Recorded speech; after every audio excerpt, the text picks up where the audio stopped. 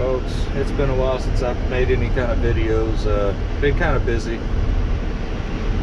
But I've got a truck here that I wanted to show you all. This is a Kenworth T680, I think. I don't want to put the company's name out there, but get over here.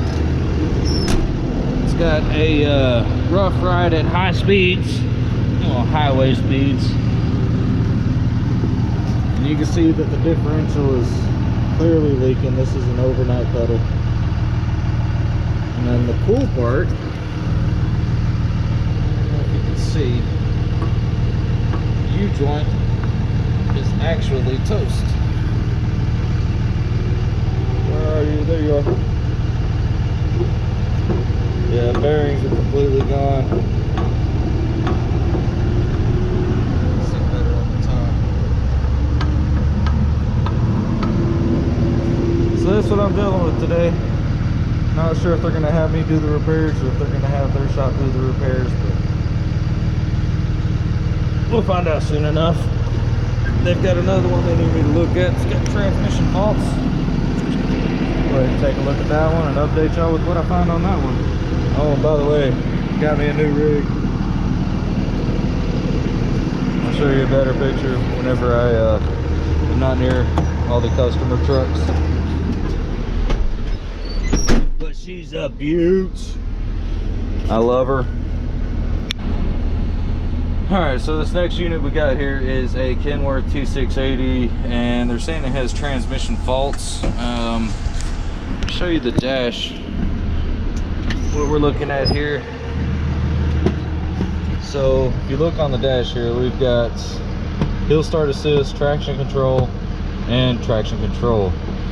I don't see anything indicating definitely that there's transmission displayed here, but if you look down here on the Cobra shifter, you can see where it's blinking at the surface. And this is the Cobra head Eaton shifter. I'm about to get connected to it with Service Ranger, and we'll go from there. But the hill start assist and the traction control can typically interfere with transmission operation, but we'll see what happens. Alright, so I got Service Ranger connected to it. I'll show you the codes. We have active code for ABS CAN message that was flagged 0.008 hours ago, or 8 minutes ago, at 49 counts. So this is going to be our causal code. This one here, clutch slip, abnormal rate of change. This was 50 hours ago. In all technicality, that's considered to be historic. So go over here to vehicle. Since we're on Service Ranger, this will tell us any codes that are in the vehicle itself. Scroll down here to the brake system, and we got, use the mouse with my finger, brake system controller J1939. We got brake signal sensor 1, mechanical system not responding or out of adjustment, root cause unknown, 50 counts, 1 count. We got 50 counts on this one. We had 49 counts on this one. So my recommendation is going to be, let's check this one out. We'll get Bendix or Wabco hooked up to it, whichever this is. I'm pretty sure it's Bendix, and see what the hell this code is all about. Be right back. Alright, I got Bendix pulled up. This is as close as I can get y'all. I lost my little clip. But what we're looking at here is our brake application pressure, see if we have any change there. We also have brake line primary and brake line secondary. So we're going to see if there's any state change on those. It's reading both primary tank and secondary tank, so those should be fine. But let's see what we get on these two. Plus we got a good battery voltage. So alright, this might work a little better. We got brake application pressure, brake line pressure, brake line, secondary pressure, and we have both of our air tanks rating 120 to 122. So now I'm going to go in there, I'm going to apply the brakes, see what we're reading. Looks like this one's already getting half a PSI, but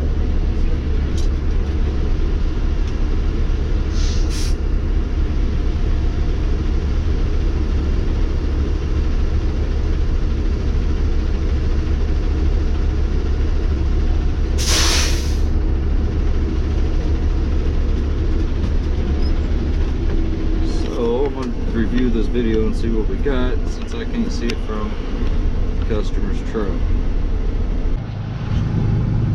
So we had a valid state change. The dash was reading 85 miles an hour. I couldn't exactly read, or 85 miles an hour, 85 psi. Couldn't see exactly what it was reading on this because the screen on this GoPro is incredibly small. But we did have a state change. I could see that. So I'm gonna put y'all back up on the stand, and we are going to look at the next step, troubleshooting. Alright, so this is our Bendix screen. We're going to click over here to next step. We got our code highlighted, brake demand, primary and secondary circuit pressure sensor plausibility error. Click over to troubleshooting. Let's see what we got. Check the wiring. So this says every damn time. Check the wiring. Check the sensor operation.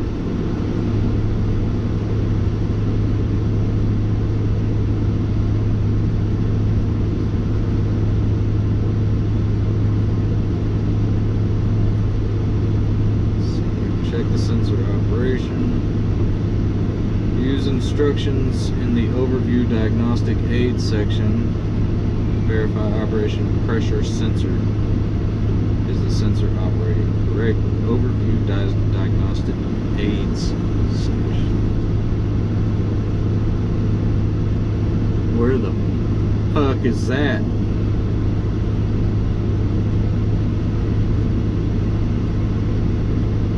Diagnostic aids section.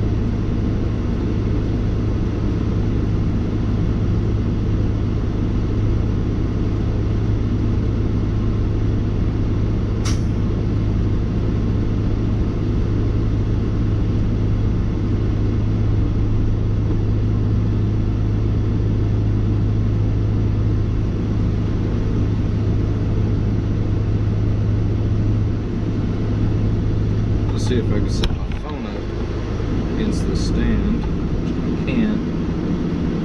And I'm going to read right here, brake applied pressure. Let's see what it says.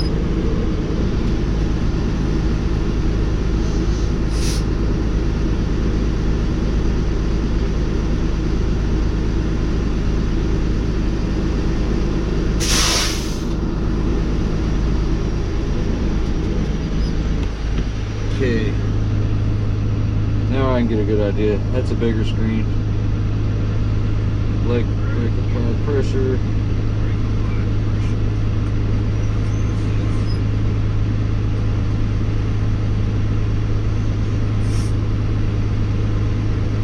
Yep, 85 psi. Did not have a drain on the air tanks. So we know that we are reading. Why the hell are our codes staying behind? Bi-directional.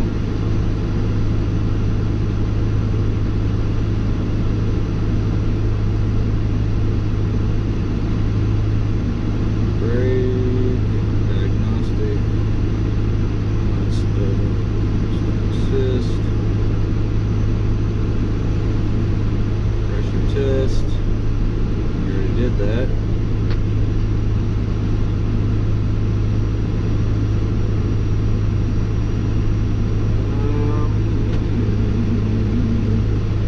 Got an idea. This isn't something I would usually do. We also got wingman codes. Could be throwing a mixed signal in the system. Just gonna clear the faults and see what happens. Something will come back. Engine misfire, cylinder 6. Conditions exist.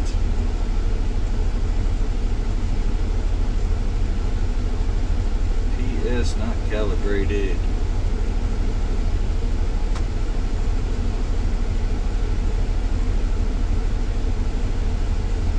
Typically, to calibrate the PS sensor, you hold down the brake pedal for, I'll say it was 5 seconds. Let me try it for 10, just see what happens.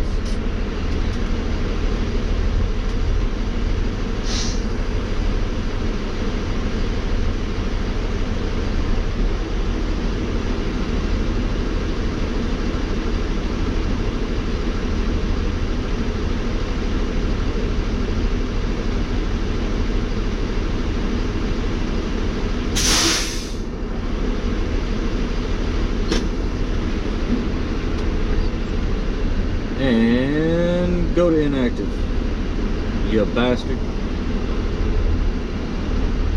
There we go. Pressure sensor calibrated inactive, so it was 10 seconds, not 5. I don't know why. Looks like we got good communication. I'm gonna go ahead and start the unit up and see what we got coming back on it. Looks like we don't have any radar codes, but it's still showing.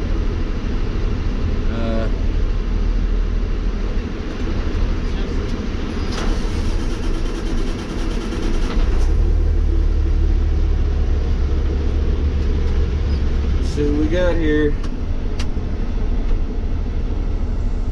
We'll let this baby run for a minute or so, let these sensors gather themselves. Make sure we don't get anything back on here. And then we could switch back over to Service Ranger and see what we got there.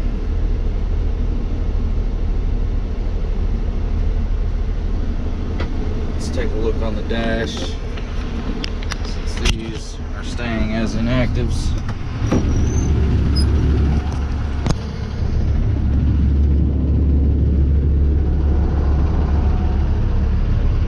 Looks like all of our lights here have extinguished, every one, but we still have our service lamp blinking on the overhead shift pad.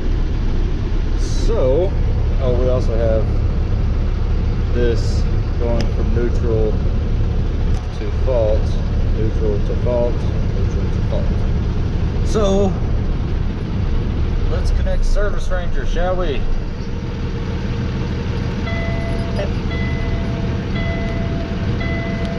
Now that we keyed off, let's see what happens. Hill start assist, it's gonna flash, it's gonna flash, it's gonna flash.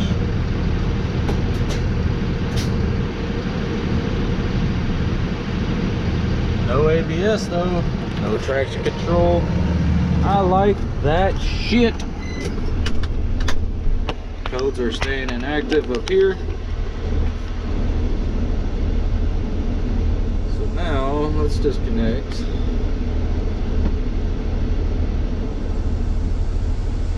Go away. Alright, we are back to Service Ranger.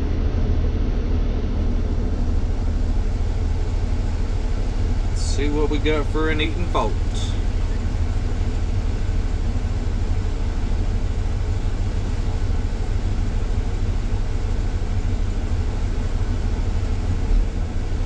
Woohoo! Inactive, baby. Inactive. That is what I am talking about. Yes, yes. Inactive. Good Lord, that makes me happy. We're going to clear all faults. Yes, please.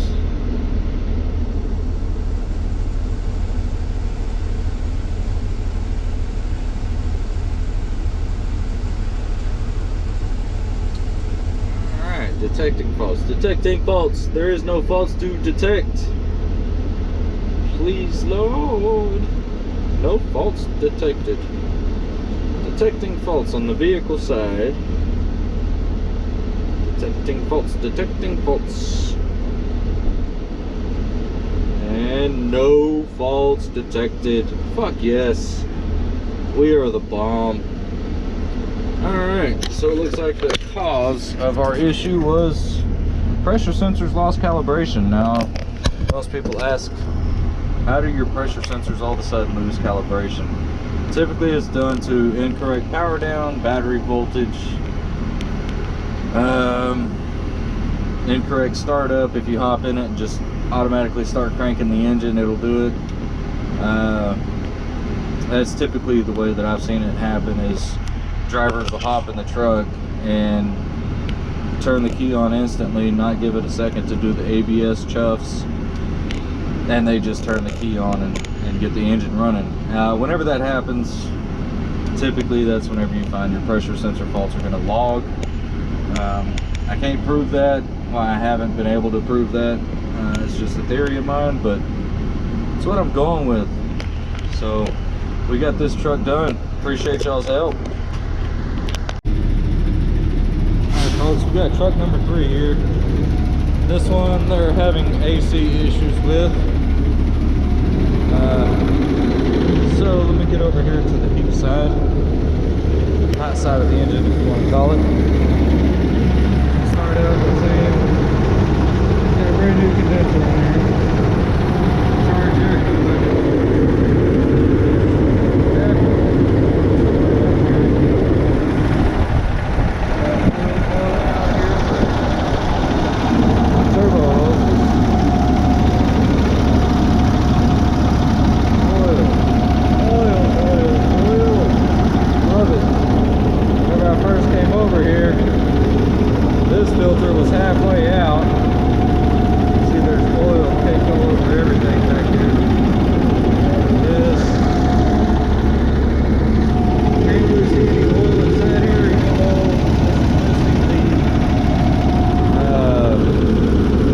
Cover, but no oil inside there. I unscrewed this cap up here for the service port. Definitely had oil coming out, or gas coming out, and I pulled the dash apart so that I could get to this evaporator. So I'm gonna get that opened up and see what the evaporator looks like. Hopefully it's not too terribly bad. But let's see what kind of airflow we got. Put it on auto. Does not sound like the compressor is kicking in.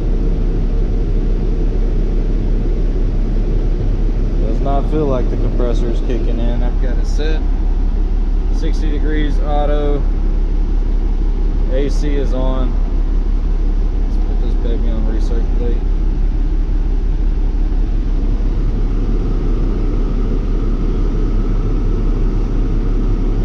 Which blend doors for recirculate? That would be this one here, which it does not have an indicator here on the bag, so you can see if it's rotating. So I'm gonna have to pull this baby off because I can't even see back in there.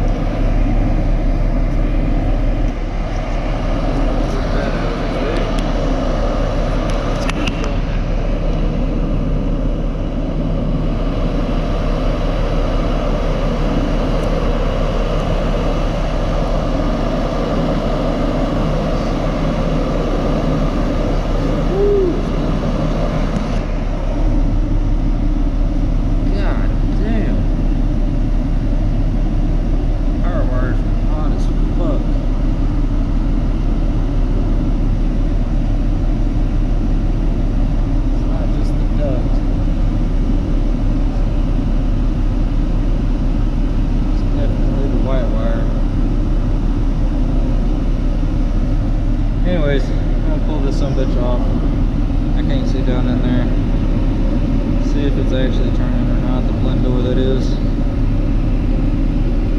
Go from there. Problem found. I know why we're losing Freon. I have to do this with the fan on.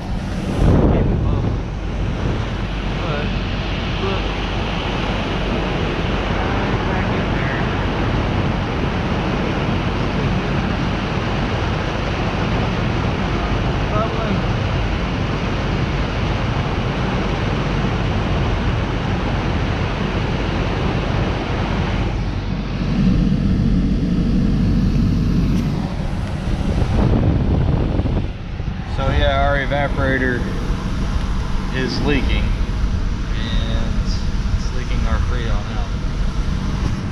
So we're gonna have to change that baby out. Not that big of a deal.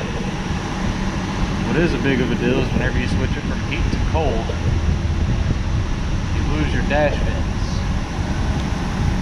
whenever it goes to heat. So that I'm a little unsure of. Unsure of what that could be. Probably one of the blend doors is mixed up somewhere. There is 2 more blend doors back there. I did check their operation. They seem to be operating just fine. This one here, I was able to get my phone back in there and make sure that that one's actuated and that one is operating the way it's supposed to. It's got a big door that just swings back and forth between heat and cold. Our fan working great. The compressor looks to be a little bit burnt up on the clutch. Let's see if I can show you that real quick. One, we've got our water pump down here just for reference. You can see how wide the belt is. It is on every single tube. This is the same belt that is up here. And we got an extra hole, which leads me to believe that this could be the incorrect AC compressor. Plus, I don't know if it catches it on camera, but there is plenty, looks like heat around this baby where it's been kicking off and on, off and on, off and on, off and on. Should not be that big of a deal, but we will find out once we get the evaporator replaced. Since we're replacing the evaporator, I am going to go ahead and make a recommendation to replace the evaporator or the filter dryer and the expansion valve at the same time, just because I don't like to open the system, contaminate it, and then put it all back together again contaminated.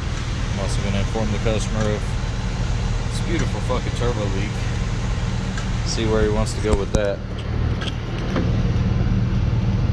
See anything else major. Of course, your filter housing is leaking. It might be the oil cooler leaking, but this is X12N and or X12G, whatever you want to call it. So it is a natural gas engine. You can't tell what is causing all this. More than likely it's oil coming out of here, blowing all over that shit. So of course the filter looked good, but it could be completely disgusting. So get with the customer, see what they want. Alright, I didn't bring y'all back for the replacement of the evaporator core, but I did get it replaced. We got the old one right here.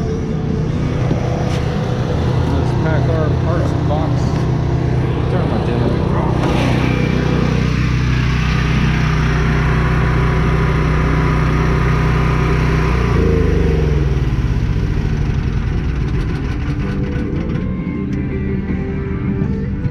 Now that that's shut up,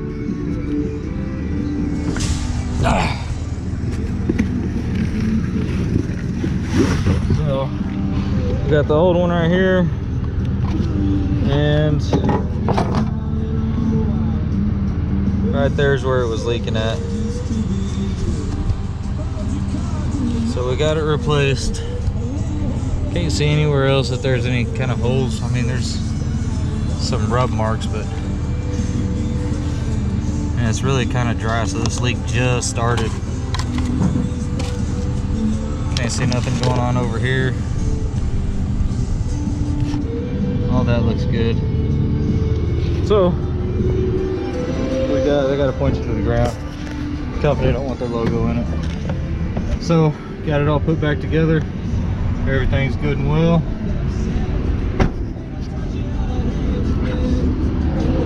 Wrong hole. This is the truck. See the oil leak, but still don't have a filter. Still don't have a filter cover. Got it all put back together. This is the filter that came out of it. This filter was actually just hanging halfway out. You can see all that blow from the turbo oil and shit. So this beast is done. And look at that. That's my service truck now. Golly. It's only got a 6,000 pound crane on it, but that'll get the job done. It's got a bed that goes forever. But that's that. So I'm gonna get this video edited, get it posted, and we'll be on to the next day. Yeah, have a good one.